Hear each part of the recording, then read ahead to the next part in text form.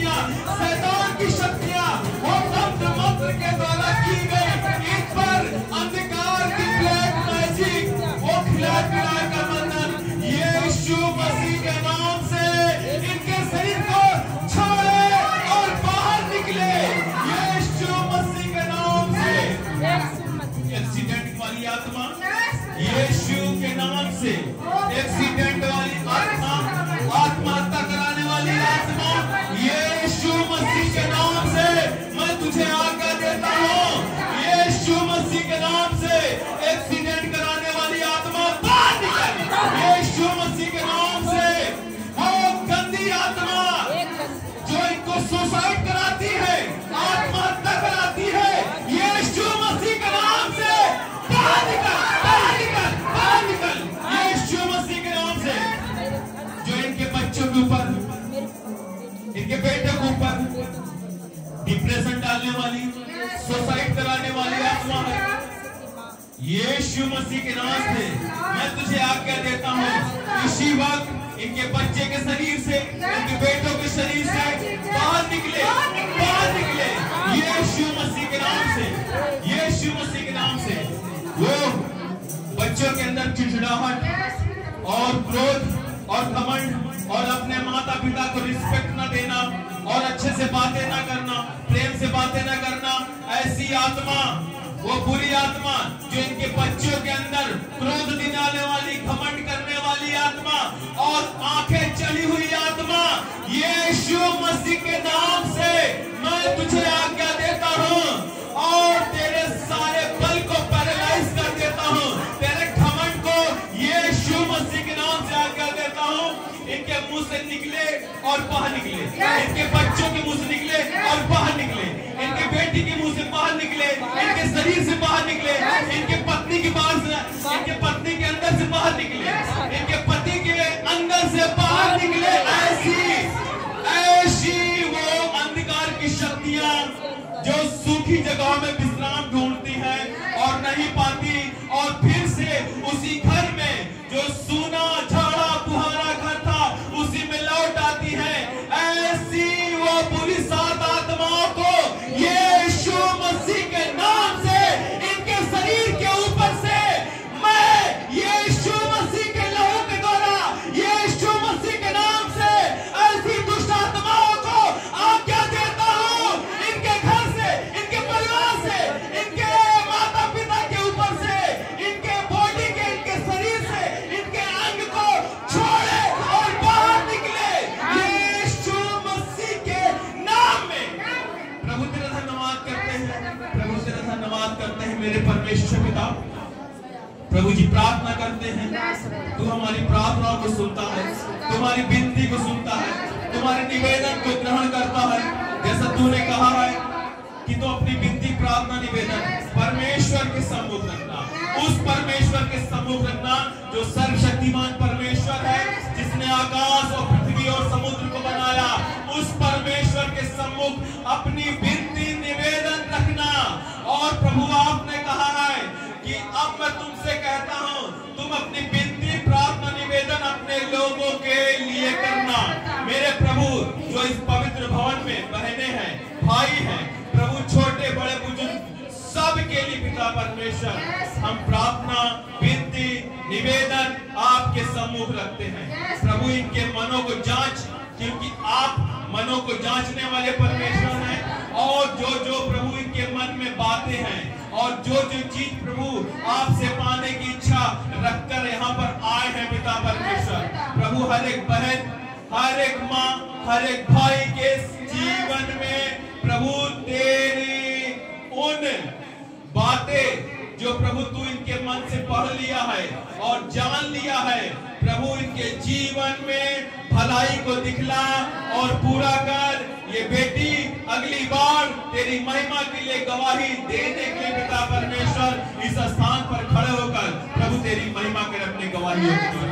प्रभु तेरा धन्यवाद करते हैं मेरे परमेश्वर पिता, प्रभु भाई के लिए, बहन के लिए जो जॉब चाहते हैं प्रभु जी, और जो कुछ प्रभु अपने बिजनेस में बढ़ाना चाहते हैं, जो प्रभु अपने कार्य को आगे बढ़ाना चाहते हैं मेरे परमेश्वर पिता, हम प्रभु उनके हाथों पर आशीष मांगते हैं, उनके बिजनेस पर आशीष मांगते हैं प्रभु, उनके बिजनेस पर आशीष दे, उनके हाथों पर आशीष दे पिता परमेश्वर, उनके जॉब के लिए आशीष मांगते हैं, उनके सर्विस पर पिता आशीष मांगते हैं मेरे परमेश्वर पिता।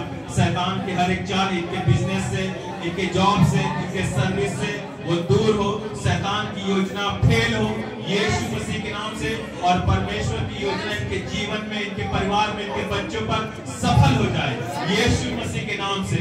मेरे परमेश्वर पिता हम तेरा धन्यवाद करते हैं, जो भाई बहन जिस तरीके से पिता परमेश्वर सुरक्षित प्रभु आपके दूत लेकर आए हैं, मेरे परमेश्वर पिता इस प्रभु गर्मी में, प्रभु जी इस गर्मी में उनको सुरक्षित रखना और अपने छाए हुए स्थान में सुरक्षित रखना, क्योंकि लिखा है मेरे परमेश्वर पिता जो परम प्रधान के छाए हुए स्थान बैठा रहे वह सर्वशक्तिमान की छाया में ठिकाना पाएगा। प्रभु आपके छाए हुए स्थान में ये सब ठिकाना पाए प्रभु, जैसे आए हैं वैसे सुरक्षित अपने घर को जाने पाए।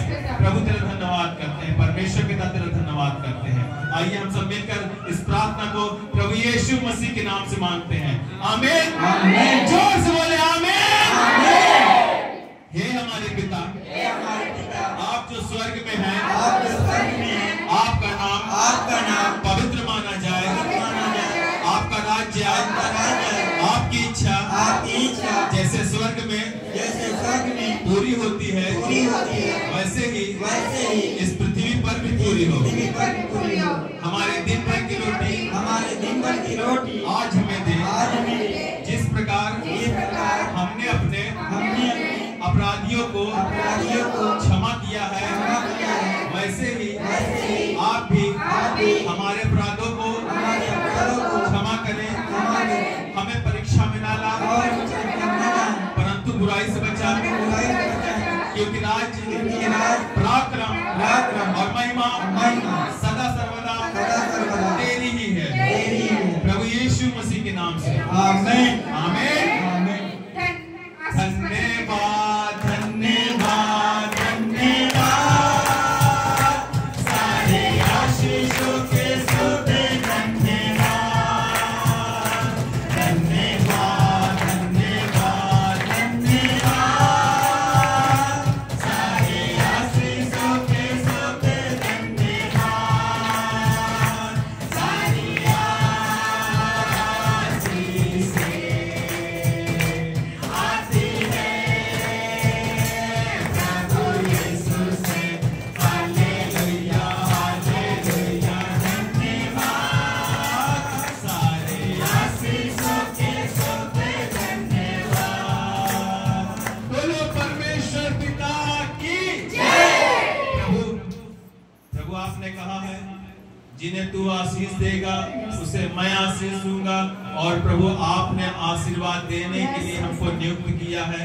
परमेश्वर पिता यहाँ पर सबके लिए आशीष की वर्षा हो। मेरे परमेश्वर पिता प्रभु तेरा धन्यवाद करते हैं। अब परमेश्वर पिता हम सबको आशीष दे और हम सबकी रक्षा करे। परमेश्वर अपने मुख का प्रकाश चमकाए, हम सबों पर अनुग्रह करे। परमेश्वर अपना मुख हम सब की ओर करे और हम सबको शांति दे। परमेश्वर पिता का प्रेम, प्रभु यीशु मसीह का अनुग्रह, पवित्र आत्मा जी की सहभागिता और संगति अब से लेकर सदा सर्वदा भाइयों और बहनों के साथ इस पवित्र भवन में जो आए हैं सब पर उड़ेलता हूँ और सब पर आशीष की वर्षा परमेश्वर पिता से मांग लेता हूँ। आमीन। बोलो यीशु मसीह की